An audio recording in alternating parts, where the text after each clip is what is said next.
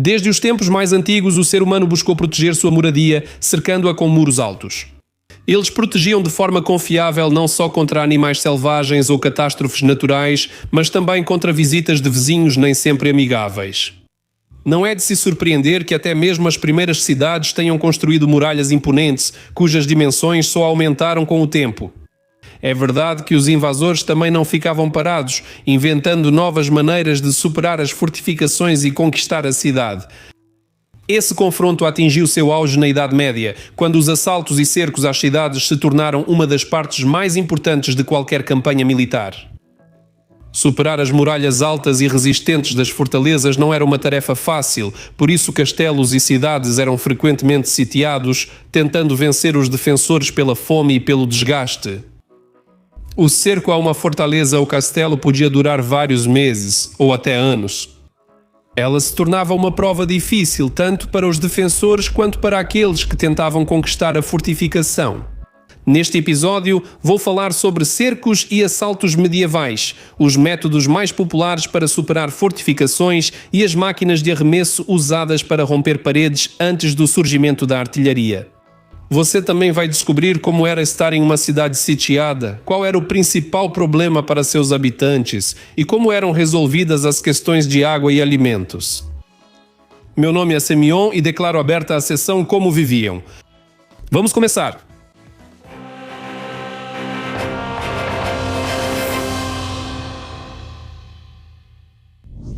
Assalto ou cerco?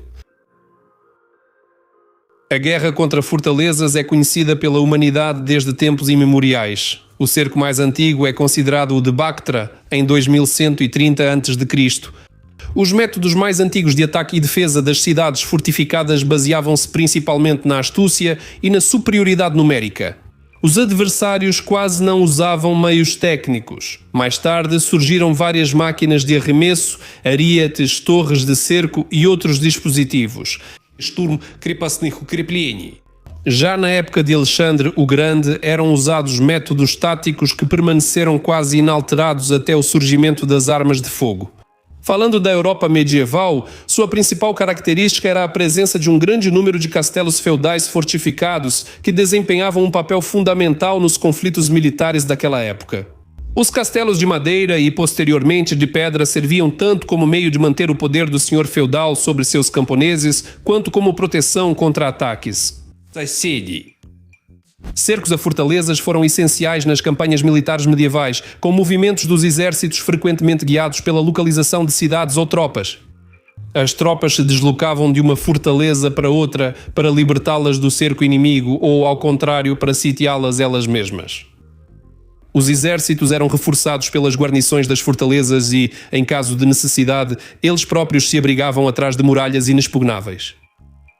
Preparar-se para o cerco de fortalezas e castelos era o primeiro passo em caso de guerra ou até mesmo de ameaça de hostilidades.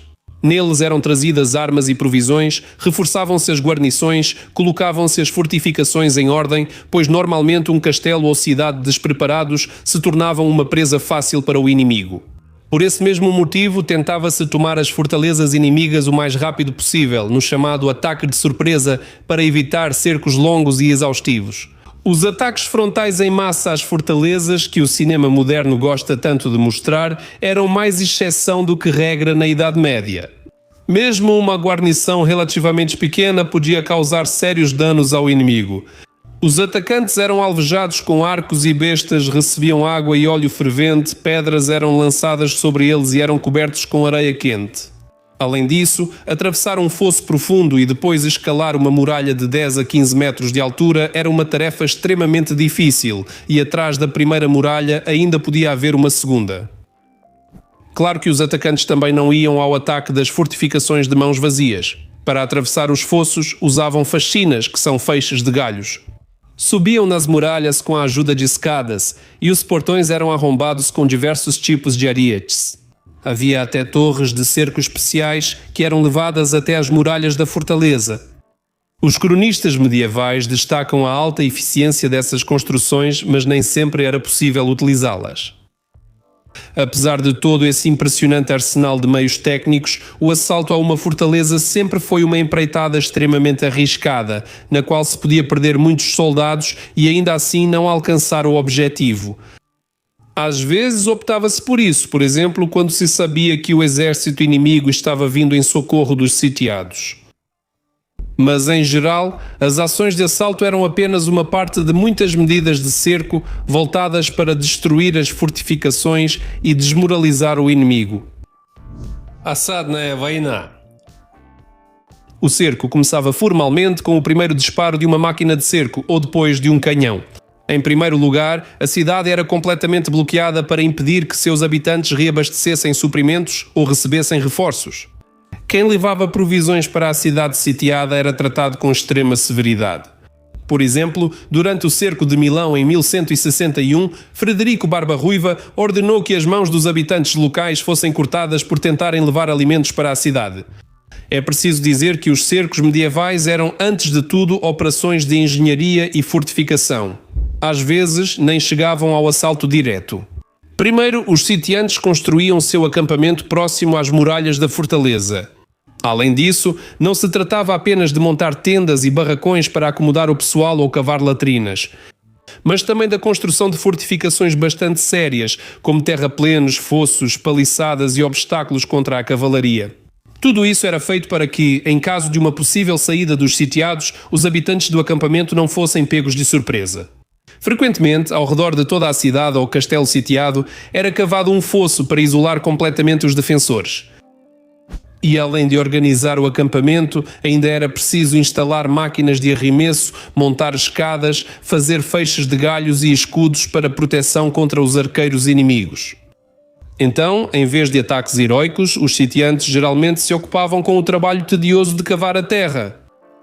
Raramente alguém partia para um ataque em massa, como os orques em O Senhor dos Anéis.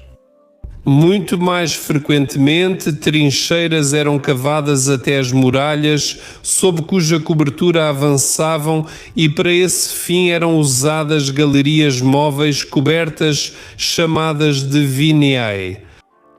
Em último caso, os atacantes faziam muitos grandes escudos de madeira para se protegerem ao máximo dos ataques vindos das muralhas. Quando se fala sobre a destruição de fortificações medievais, geralmente lembram das várias máquinas de arremesso, mas existia outro método, a escavação de túneis. A essência desse método era cavar um túnel subterrâneo até a parte desejada da fortificação. Depois, o túnel era simplesmente desmoronado. A fundação da parede ou da torre cedia, causando o colapso das fortificações, o que abria caminho para os sitiantes entrarem na cidade. Com a pólvora, minas começaram a ser instaladas nos túneis. Os sitiados estavam bem cientes do perigo dos túneis e tomavam medidas contra eles. Em ambientes subterrâneos, colocavam vasos com água para detectar a presença de túneis pelo movimento na superfície da água. Os defensores das fortalezas faziam contra-túneis, que desmoronavam os túneis do inimigo. Às vezes, bem no fundo da terra e na penumbra, começavam batalhas sangrentas. A vida no acampamento do exército sitiador era, para dizer o mínimo, desanimadora. Trabalho pesado, meses inteiros parado no mesmo lugar, além disso, todas as dificuldades da vida no campo, praticamente ao ar livre. O abastecimento centralizado das tropas era pouco desenvolvido, o que gerava problemas com a comida. Durante a guerra de movimento, os soldados medievais sempre encontravam uma maneira de saquear alguns camponeses para conseguir comida. Mas durante os cercos surgiam dificuldades com isso, pois, após alguns dias, já não restava nada comestível nos arredores. As condições sanitárias dos sitiantes não eram menos lamentáveis. Se o cerco se prolongasse, elas raramente levavam a uma verdadeira catástrofe. A grande concentração de pessoas com pouca noção de higiene frequentemente levava a surtos de doenças e até mesmo a epidemias. Os soldados sofriam especialmente de cólera e disenteria. Não era raro que os exércitos sofressem tantas perdas que fossem obrigados a levantar cercos. No geral, os cercos eram extremamente difíceis e custosos. Por isso, assim que o inimigo montava acampamento perto das muralhas da fortaleza, os adversários começavam negociações para salvar vidas, tempo e dinheiro. A guarnição podia se submeter às exigências dos sitiantes. Nesse caso, geralmente era permitido que deixassem o castelo sem impedimentos, muitas vezes até mesmo com suas armas. Às vezes, as partes concordavam que se os defensores não recebessem ajuda dentro de um período de tempo estipulado, a guarnição entregaria o castelo ao inimigo sem qualquer derramamento de sangue. Машины смерти. Havia muitas máquinas de arremesso na Idade Média. Nenhum cerco acontecia sem elas. Pode-se dizer que elas desempenhavam o papel da artilharia até o surgimento das armas de fogo. Por exemplo, a balista lembrava uma grande besta e disparava dardos e pequenos projéteis incendiários. O trabuco era muito popular, podendo lançar uma pedra de 20 a 30 quilos a uma distância de 200 metros. Contra os inimigos, lançavam não só pedras, mas também projéteis muito mais exóticos, vasos com misturas incendiárias, cabeças de prisioneiros executados para desmoralizar os defensores ou cadáveres para provocar epidemias na cidade. Por exemplo, a grande epidemia de peste europeia do século XIV começou com um cadáver infectado que os mongóis lançaram na cidade sitiada de Cafa. Os historiadores discutem sobre o quão eficazes eram as máquinas de arremesso medievais e para que eram usadas. Provavelmente serviam para destruir construções internas das cidades e eliminar as forças inimigas. O poder destrutivo das mais poderosas delas claramente não é suficiente para derrubar as muralhas das fortalezas. As máquinas de arremesso eram transportadas para o local do cerco desmontadas e depois montadas bem na frente das muralhas da fortaleza. É preciso dizer que não eram apenas os sitiantes que bombardeavam as fortificações da cidade com balistas e trabucos. Os defensores, sempre que possível, respondiam da mesma forma. Frequentemente, durante os cercos, verdadeiros duelos de artilharia aconteciam. E os sitiados estavam em vantagem aqui, pois conheciam bem o terreno e já tinham ajustado sua pontaria. Por exemplo, durante o cerco de Toulouse em 1218, o conde de Montfort, líder da cruzada contra os cátaros, foi morto por uma pedra lançada por um trabuco instalado dentro da cidade. Ele estava a 200 metros da muralha. Como era a vida em uma cidade sitiada? Não seria exagero dizer que uma cidade sitiada era um dos lugares mais perigosos da Idade Média. O principal objetivo dos atacantes era isolar a fortaleza do mundo exterior, desmoralizar e matar de fome seus habitantes. Para isso, até mesmo escolhiam o momento certo. Acreditava-se que a melhor época para um cerco era o meio do verão. A nova colheita não havia chegado e os estoques antigos já estavam quase esgotados. Antes de qualquer cerco, no castelo ou na cidade, procurava-se fazer o máximo de estoques possível e, se possível, reduzir o número de bocas para alimentar. Mas isso nem sempre ajudava, especialmente se o cerco se prolongasse. Depois de algum tempo, os sitiados passavam a comer carne de cavalo e, às vezes, até carne de rato. Há até casos conhecidos de canibalismo, embora normalmente não chegasse a esse ponto. Com frequência, a cidade ou o castelo se rendia quando seus defensores ficavam sem provisões. Por exemplo, a grandiosa e obstinada defesa do castelo de Rochester em 1215 terminou quando os defensores ficaram sem provisões. Após comerem todos os cavalos, foram obrigados a se render. A fome obrigou Faenza a se render após um cerco de 8 meses em 1242 e há inúmeros outros exemplos como esse. O problema da água também podia ser grave para os sitiados, mas geralmente havia poços em castelos e cidades. No entanto, nem sempre eles conseguiam suprir nem mesmo a necessidade de água potável dos habitantes, muito menos as necessidades sanitárias. Se a cidade ou fortaleza obtinha água de um rio ou de algum outro reservatório, os sitiantes tentavam, antes de tudo, cortar esse acesso. Por exemplo, represando o rio com uma barragem ou jogando algum tipo de carniça no reservatório.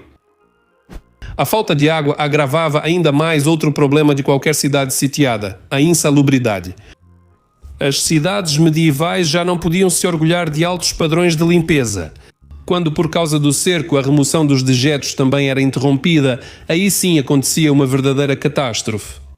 Muitas vezes, nas fortalezas sitiadas, mais pessoas morriam de doenças do que em combate, por causa das ações militares. É preciso falar separadamente sobre o estado psicológico dos habitantes da fortaleza sitiada. O cerco, que durava longos meses, às vezes até anos, a fome, as doenças e a morte dos companheiros levavam os defensores da fortaleza a um estado de verdadeiro desespero.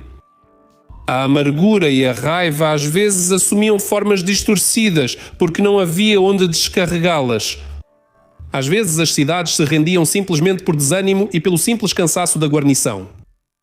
Além disso, os defensores entendiam perfeitamente o que aconteceria com eles se a cidade ou o castelo acabasse sendo tomado. Normalmente, as consequências eram simplesmente horríveis e qualquer um podia acabar sofrendo nas mãos dos vencedores. Nenhuma distinção era feita entre militares e civis. Em vez de epílogo, fortalezas e castelos foram fundamentais na Idade Média. De certa forma, eles eram seus símbolos. No entanto, com o surgimento da artilharia, sua importância diminuiu consideravelmente. Afinal, com o uso de canhões, era possível destruir qualquer muralha de fortaleza. Mas o principal é que o próprio sistema feudal, com sua dependência dos castelos, começou a se tornar coisa do passado. Cercos ainda aconteciam depois disso. Eles ocorreram até mesmo no século XX, mas eram exceções raras. Esse tipo de operação militar ficou no passado distante e hoje é conhecido pelo grande público principalmente graças a livros e filmes históricos. É isso. Nos vemos no próximo episódio. Tchau!